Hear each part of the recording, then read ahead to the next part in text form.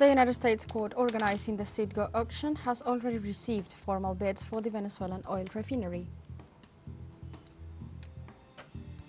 In Palestine, the Israeli occupation forces committed 3 new massacres in the Gaza Strip, killing at least 24 people. And in South Africa, Cyril Ramaphosa was sworn in as president after being re-elected by the country's parliament. Hello and welcome to From the South. I'm Alejandra Garcia from teleSUR studios in Havana, Cuba. We begin with the news. As announced by the president of the Venezuelan General Assembly, Jorge Rodriguez, the United States court organizing the Citgo auction has already received formal bids. In this sense, the Vitol Business Group, the largest independent oil operator in the world, confirmed that it is on the list of companies that submitted bids for the Venezuelan refinery Citgo Petroleum Corporation, illegally handed over to the United States by the fugitive Juan Guaidó, and a long list of accomplices that includes Leopoldo López, María Corina Machado, and Ignacio Hernández, the alleged prosecutor who facilitated the looting. It should be noted that the Vitol Group has been linked to corruption scandals in Mexico and Ecuador. Venezuela denounces the robbery of Citgo, the Venezuelan state-owned refinery petroleum corporation venued in the United States. The U.S. interest and those of Venezuelan opposition leaders are behind it. From Caracas, our correspondent Leonel Retamal provides us for the details. Venezuela's National Assembly discussed the recent ruling of the U.S. court to advance the auction of the Citgo oil refinery following a long court dispute of the creditors. The president of the parliament attributed the current context to an electoral strategy of the far-right wing. They didn't tell the U.S. pals they were against the delivery of Citgo. They told them to do it secretly as it could hurt them electorally.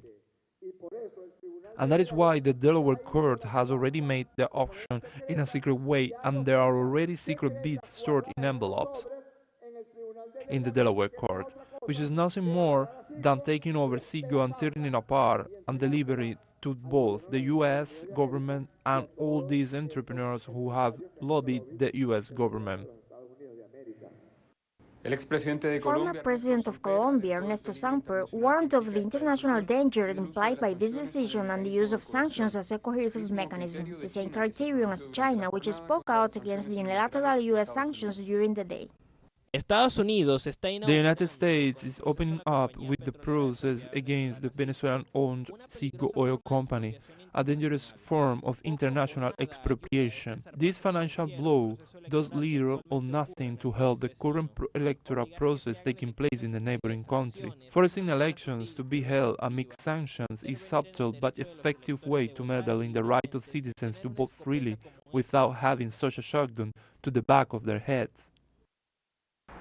Citgo is a subsidiary of the state oil company PDVSA. It's the 7th largest in the United States and has refineries and gas stations. In addition to being a good business for the Venezuelan state, it had played a key role in assisting social cases with its profits. We have to continue denouncing that such plunder is aimed at disturbing the economic life of Venezuela. It is a company that, let's say, served us. It refined almost 900,000 barrels of Venezuelan oil per day. There are political responsibilities behind the judicial actions as the crisis worsened during the time former lawmaker Juan Guaidó acted as alleged interim president of Venezuela, who was recognized as such by the U.S., an imposition that has enabled legitimate authorities to exercise the effective defense. President Maduro has asked for criminal accountabilities for this damage. Citgo, a company belonging to all Venezuelans, is currently managed by a sector of the unitary platform, which comes to participate in election. While it managed to oversee access of all Venezuelans, we are witnessing the misuse of the United States recognition to perpetrate a robbery to all Venezuelans.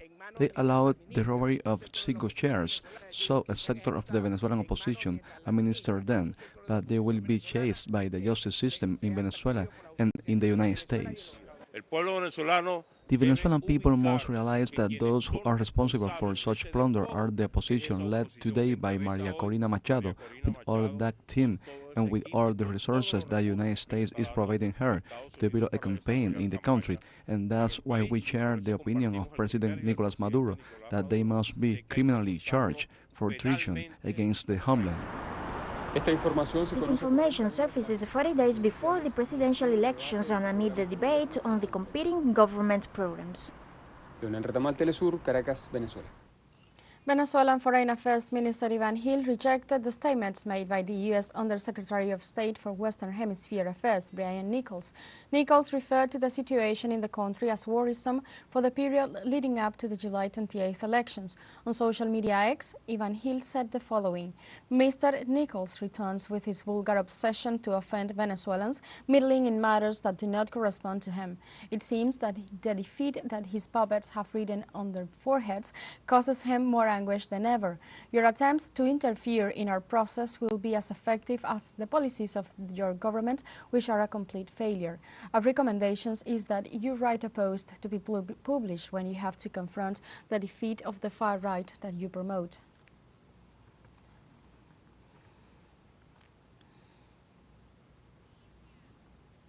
Mexico's President-elect Claudia Sheinbaum met with deputies and senators-elect with a view to implementing a social reform. In the private meeting, the lawmakers drew up a constitutional reform roadmap with a special emphasis on the judicial branch. According to the President-elect, the reforms will follow a consultation process that will begin on June 26th so as to allow the bill to be ready for approval in August. The bill is expected to be submitted to the lower house of Congress in September and later on to Senate. The President-elect urged the deputies and senators who will take office in the new legislature in September to be responsible and keep close to the people's needs.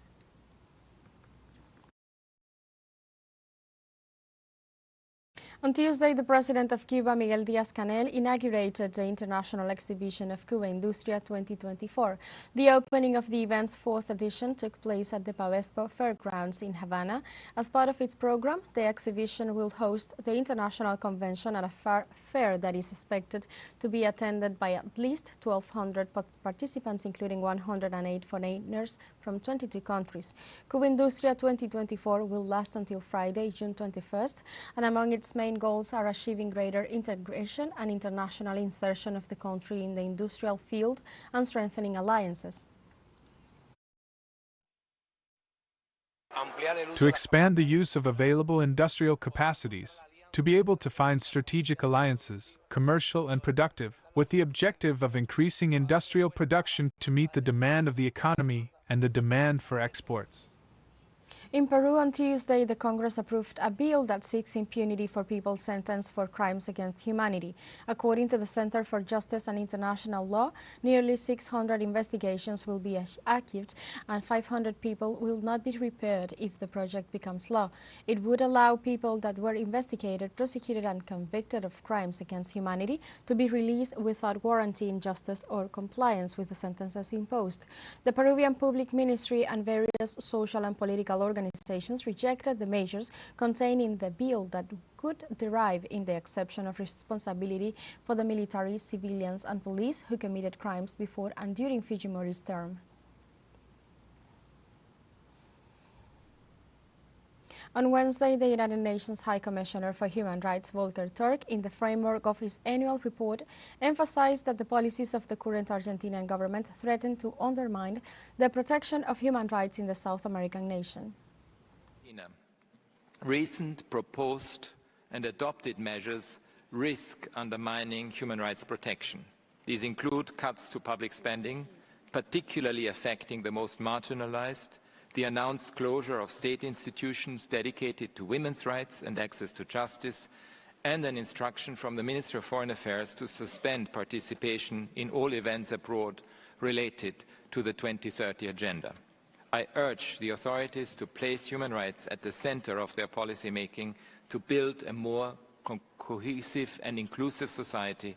This also means full respect for the right to peaceful assembly and freedom of expression. The government of Argentina reiterated on Tuesday before the United Nations its historical sovereign claim of the Malvinas, South Georgias, South Sandwich and the surrounding maritime areas. In a session of the United Nations Special Committee on Decolonization, the Minister of Foreign Affairs, Diana Mondino, left no room for doubt about the official position of the Argentine state regarding these enclaves currently administered by the United Kingdom.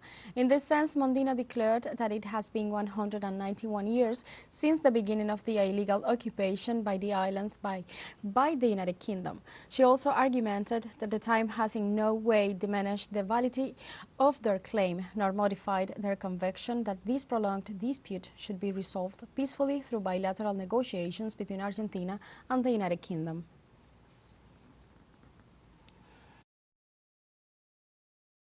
Let's take a short break, but remember you can join us on TikTok at teleSUR English, where you will find news in different formats, news updates and more. All the stories coming up, stay with us.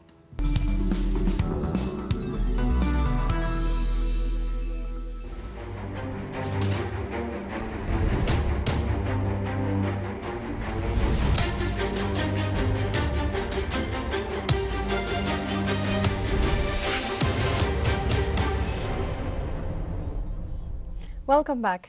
On Wednesday in Palestine, the Israeli occupation forces committed 3 new massacres in the Gaza Strip, killing at least 24 people. Gazan health authorities denounced that in addition to the death, 71 civilians were wounded, with 2 more being killed by Zionist forces' fire in the center of the Strip and 2 due to Israeli bombardments in Nuseirat.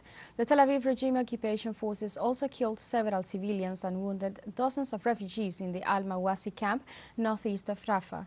Since the October 7th onslaught, the number of martyred by Israeli attacks has reached 37,396, while the number of wounded amounts to 85,500, mostly women and children.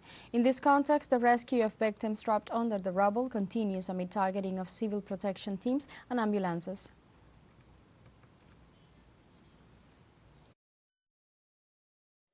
After a residential unit for the Abu Safia family was targeted, we recovered bodies of some martyrs and wounded, and we took them to Al-Mamadani Medical Complex.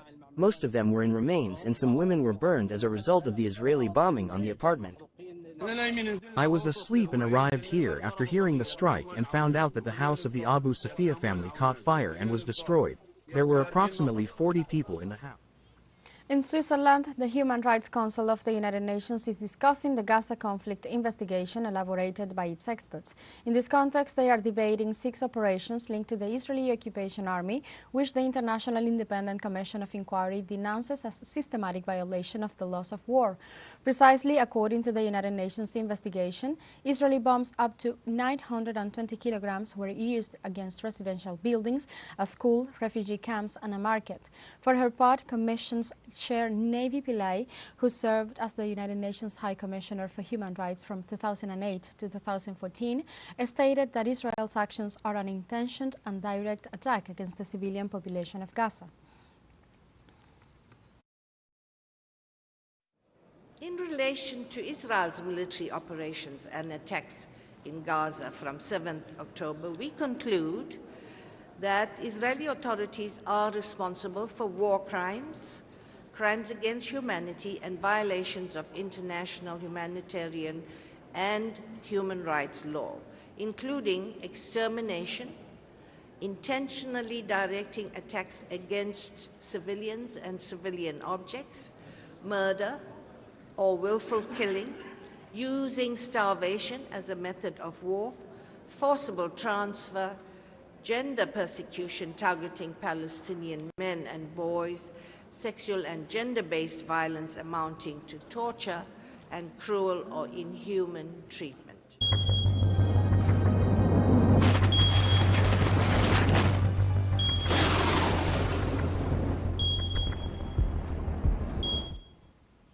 In Iran, authorities reported a 5.0 magnitude earthquake in the town of Kashmir, some 800 kilometers east of the capital, Tehran. As a result of the geological event, 4 people died and 120 others were injured. Red Crescent officials said rescue teams were deployed to the region and 3 temporary camps were set up. The earthquake originated approximately 5 kilometers from Moghan in the Rasavi Khorasan province, with Iranian media reporting it occurring at a depth of 6 kilometers. Iran lies on major seismic faults and experiences one earthquake a day on average. One of the deadliest to date occurred in 2003 when a magnitude 6.6 seism flattened the historic city of Bam, killing 26,000 people. In Bangladesh, authorities reported a landslide caused by heavy rains left at least 9 dead in the southeast of the country. Authorities implemented measures for the care of the affected people, especially Yuhika refugee located in Cox's Bazar. At the same time, they ordered the preventive evacuation of the Rohingyas population due to the risk of landslides. The Commissioner for Refugees and Returnees, Mohammad Samsudsuda, confirmed the refugee camps numbered 9 and 10 were affected. Close to 1.2 million Rohingyas arrived in the country, most of them fleeing the heavy military crackdown in 2017 by the Myanmar army. We have a final short break coming up, but before we invite you to join our WhatsApp community for our English-speaking audience. You can scan the QR code on screen to join directly and share the link to reach more people. Constant news coverage of Latin America and the Caribbean, as well as the rest of the world. Stay connected and informed with teleSUR. Final short break. Don't go away.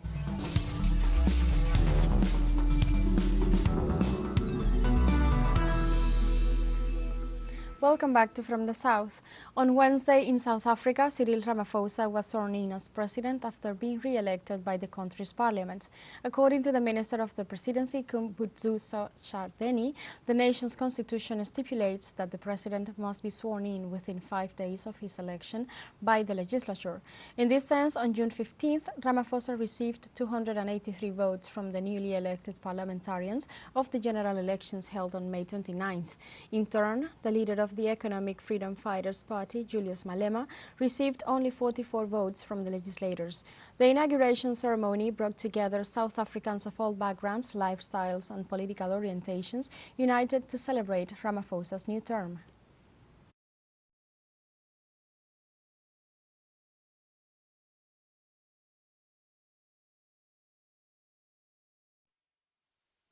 In this moment, we must choose to move forward, to close the distances between South Africans and to build a more equal society, to translate the promise of our Constitution and the vision of the Freedom Charter into a reality for all. This moment requires extraordinary courage and leadership. It requires a common mission to safeguard national unity, peace, stability, inclusive economic growth, non-racialism, and non-sexism. Malaysian Prime Minister Dato Seri Anwar bin Ibrahim confirmed that the official process of his country's accession to the BRICS group will begin shortly. The Malaysian government is basing its decision on the fact that the Strait of Malacca is an important transport route connecting the south of the Eastern Pacific Ocean with the Bay of Bengal, where India, Bangladesh and Thailand, among others, have their shores. The BRICS bloc originated with the formation of the countries that define its acronym: Brazil, Russia, India, China and South Africa. However, as of January 1st, 2024, Iran, Egypt, Ethiopia, Argentina, Saudi Arabia and the United Arab Emirates are part of the bloc. Like Malaysia, Thailand has also expressed its intention to join the organization. The United Nations has raised all alarms regarding the situation in Sudan, assuring that civilians are currently in the line of fire and with no safe places.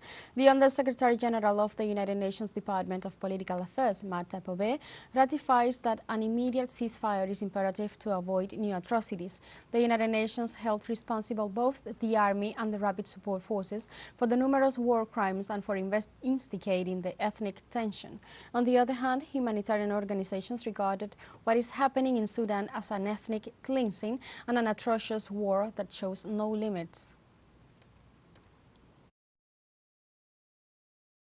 In the Democratic Republic of the Congo, sexual violence against women and girls is on the rise in the midst of the escalating armed conflict. In a report in the framework of the International Day for the Elimination of Sexual Violence in Conflict, the United Nations Children's Fund unveiled that only in the North Kivu province, more than 38,000 cases of sexual violence were denounced in the first quarter of 2023, a 37% increase compared to the same period in 2022. UNICEF also warned of an alarming 50% global increase of these crimes in context of conflicts. In this context, it is important to consider that only a small number of victims report these types of attacks for fear or reprisal, stigma and potential impunity for the perpetrators.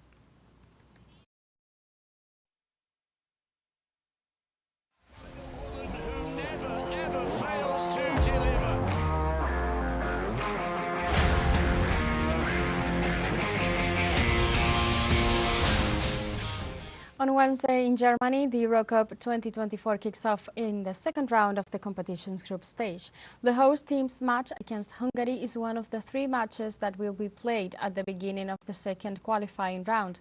After 1 week of tournament, the German team leads its group, followed by Switzerland with 1 victory, while the rest of the groups are led by the teams of Spain, England, the Netherlands, Romania and Turkey.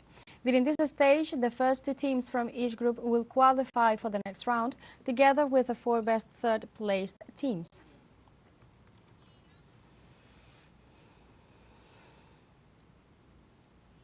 After each team has played at least 1 match, there are many elements to be taken into account that begin to point towards contenders for the trophy.